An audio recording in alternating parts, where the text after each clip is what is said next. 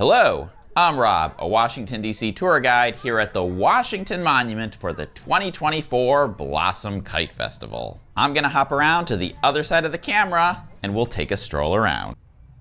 And here we go. This event is officially called the Blossom Kite Festival. It is one of my personal favorite signature events of the National Cherry Blossom Festival, basically because it's just good old-fashioned fun. Kites are cool. They're fun. It's a lot of fun to be out here in the spring when the weather is finally starting to turn nice after a long winter. And I mean, honestly, just look at this. You do not get to see this many kites flying in such an iconic location pretty much ever. This is the one day of the year that you get to do it. But before we go too far, hello, my name is Rob. If you're new to this channel, I founded Trip Hacks DC back in 2017. I want to share my best tips, tricks, and travel hacks for anyone planning to visit Washington, D.C. And I'm a tour guide, and this is the third of these virtual walking tours that I've made this cherry blossom season. The first was a bike ride around East Potomac Park, and the second was a walking tour of the tidal basin during peak bloom, and I will link to both in the video description. Now this event specifically goes back quite some time. It was founded way back in the 1960s by the first curator of the Air and Space Museum. If you've been around for a while, you might remember that this event used to be called the Smithsonian Kite Festival because it was sponsored by Smithsonian Associates, which is the membership arm of the Smithsonian. Smithsonian actually has a number of brands. There's the main Smithsonian, the museums, there's the Associates, which is a membership organization that runs events, there's a Smithsonian magazine, there is a Smithsonian cable TV channel. Not worth getting into all the details right now, but it is to say they are no longer the sponsor, and now it's just called the Blossom Kite Festival. The actual main sponsor has changed a few times over the years. I believe this year it's Amazon, although just walking around before I started recording, I didn't really see too much branding from Amazon. This is usually one of the earliest events in the National Cherry Blossom Festival, and it's held right here at the Washington Monument. This is really one of the only days of the year that I root for a lot of wind. What some people don't know is that March is actually the windiest month of the year in DC. It's both the windiest month and the rainiest month, which I often find very annoying, especially when I'm on a Capital Bike Share bike trying to ride and I'm riding directly into a headwind. But alas, it makes sense for this event to be one of the earliest scheduled events in the festival since obviously we're flying all these kites. A little wind is pretty helpful. Now, the Kite Festival is a combination of an amateur, bring your own kite, fly one yourself, bring the kids, let them give it a try type event. So anyone can participate. That's one of the coolest things is that unlike some of the other signature cherry blossom events, anyone can participate of any age. And I will answer the question, can you buy your own kite at the event in a bit? The spoiler is yes, you can, but I'll talk a little bit more about why you might not want to in a bit.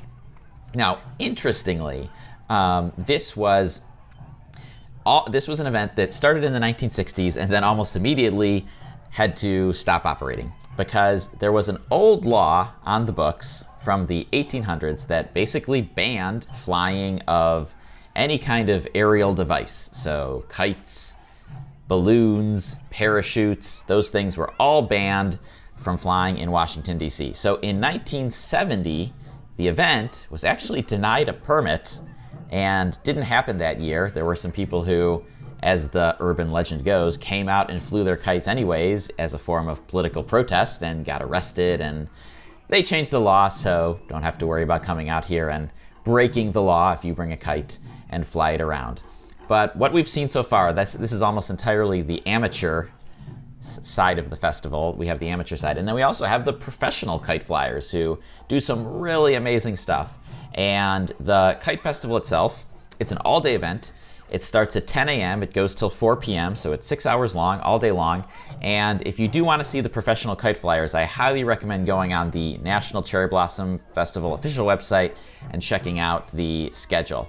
Now, you can't really see, on the right, there is a big drum circle type Japanese drumming performance, and that's scheduled for the theater over there to the right.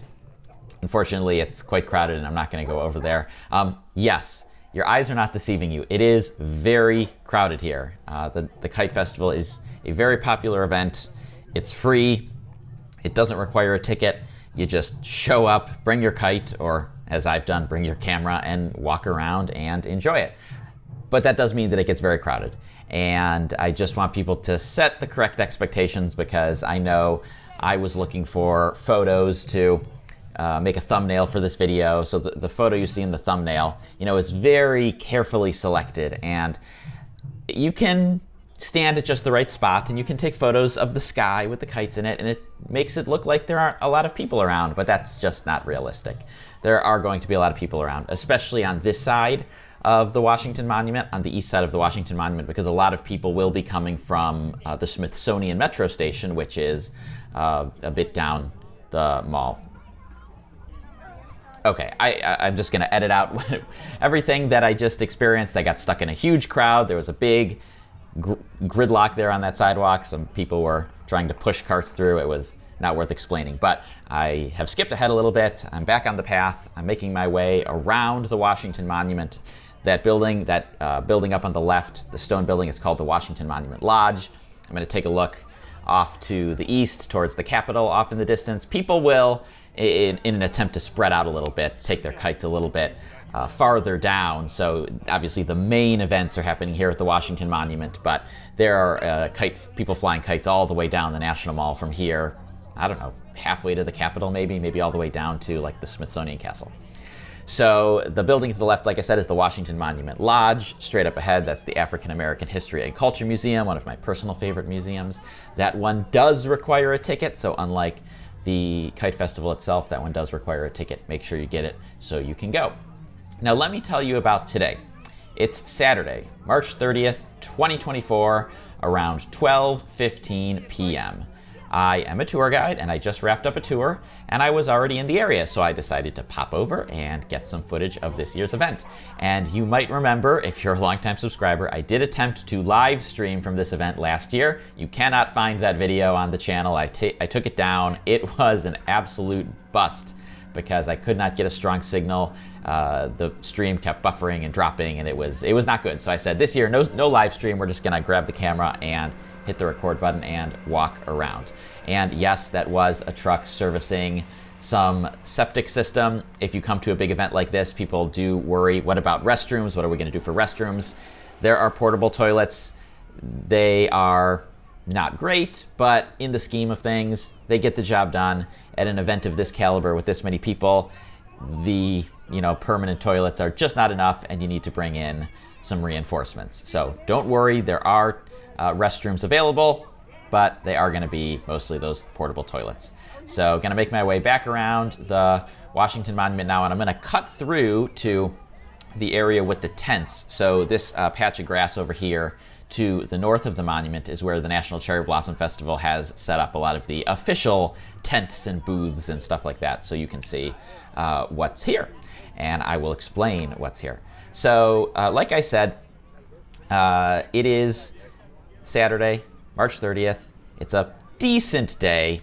It's okay. It's in the 50s Fahrenheit. It's jacket weather. I've got a spring jacket on. As you can see, most of the folks around me have either a spring jacket or a hoodie or something like that. So it's not warm, but it's also not cold. This is a kind of day when you want to come out in layers so that you can adjust as needed. It's also a cloudy day, and I'll find out when I get home and edit this how bad it looks on camera, but I can already tell just by using my eyes that it is going to look pretty gray. So apologies if the colors look a little off. The camera I'm using really does its best work in strong light. So on a nice bright day, it will capture the best footage. And on a day like today, it might look a little dark. The colors might look a little oversaturated. We shall see. But you didn't come here to look at a masterpiece in color correction. You came to look at some kites, and I think we are achieving that. So, bunch of tents up ahead. We will get there soon. Now, you might have noticed there are some cherry blossoms still in bloom, and this is called the Blossom Kite Festival. So, does the kite festival happen when there are in blossoms? Sort of. So, a lot of people over here by the tents. Some fun things that you can see. So we've got the, what is this? Oh, first aid. Well, that's no fun. First aid stand up here on the right. Very important, though, of course. Want to make sure that everybody stays safe at an event like this. And with lots of children running around and people flying kites, I'm kind of amazed I have not gotten caught in anyone's kite string yet. Blossom crafts, definitely for the kids. Definitely a lot of kids over there. And this one up ahead is kite tails. It looks like more crafts. Looks like there's a lot of kids doing similar things to the craft table. And we've got DC Fire and EMS. Glad those guys are around in case they're needed. And Metro Transit Police appears to be handing out some goodies. Spin the wheel for a tote bag, a water bottle, or maybe a shirt. I have enough of all of those things, so I will not be spinning the wheel today, but you can get some goodies if you come. National Park Service, of course, usually has a tent at this event. The National Cherry Blossom Festival is a nonprofit organization that year-round plans this event, not the kite festival specifically, but the Cherry Blossom Festival. Now here's kite sales. So yes, you can buy a kite on site. The line is long. I highly recommend, if you can, get one in advance. Yes, you can get one on Amazon. Yes, you can get one at Walmart. And then if you do buy one on site, you can take it to this tent for kite assembly. Capital Bike Share. Love these guys. Obviously, if you know me, either because you've watched this channel, you've listened to the Trip Hacks DC podcast, or you've taken a tour with me, you know my primary means of getting around is Capital Bike Share. So glad to see those guys are here. Capital Bike Share, they do something special for the big events at the Cherry Blossom Festival. It's called the Bike Corral. So basically, when you use Capital Bike Share, you have to dock your bike at the end of the ride, and that can be difficult at a big event because so many people come that the docks are all taken up. So the corral is basically a person brings the Capital Bike Share van and they manually scan in the bikes and scan out the bikes, so you can bring it to there and you don't have to worry about finding an open dock. As long as you go to the corral, someone will be there to help you. And this year, that is at 15th Street, right across from the Washington Monument. I think 15th in Madison or 15th in Jefferson. Make sure to double check in the Capital Bike Share app, which is one of the apps I recommend that you get. But we did have an early peak bloom this year. Peak bloom started extremely early on Sunday, March 17th. We then had 2 straight weeks of pretty cold, wet weather. The line for this face painting, by the way, is super long. I know it's fun for the kids, but man, I wish they had more painters because, yeah, standing in that line, hope it's worth it. But because we had such cold, wet weather, it actually extended the blossoms. So this is, somewhat amazingly, the 3rd consecutive weekend where there are blossoms in bloom. Now, this is not peak bloom. That tree right behind this tent right here, behind the watercolor, that tree is not at its peak. It's past its peak. But if you don't know what a peak looks like, it still looks pretty nice.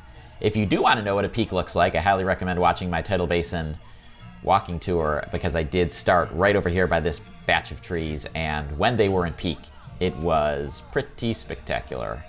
So another first aid tent, and up on the end we have operations and reunification, very important.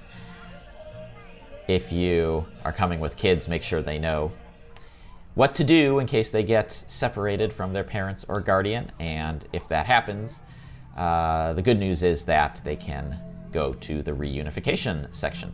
Now, this spot over here is typically where they have the professional kite flyers, and I don't see any on this spot right now. They must be in between performances, but they have all kinds of things. They have performative kite flying, they have the kite battles, they have synchronized kite dancing, which is amazing to see. If you ever get a chance to see that in person, it is really something to see. And if you can't, check it out. Go see if you can find some videos on YouTube, because it really is quite spectacular. And then there's another area up here where they typically rope it off for kind of the more signature or more professional events. This year it looks like they've got some characters. They're flying some kite characters here. But that's it. I just wanted to take a quick loop around and show you what it looks like, so that if you're coming in the future, you know what to expect. Or if you can't come in the future, or you couldn't come this year, but you really wanted to experience it a little bit, you can. Hopefully you enjoyed the video. And as I say at the end of most of these, enjoy your trip.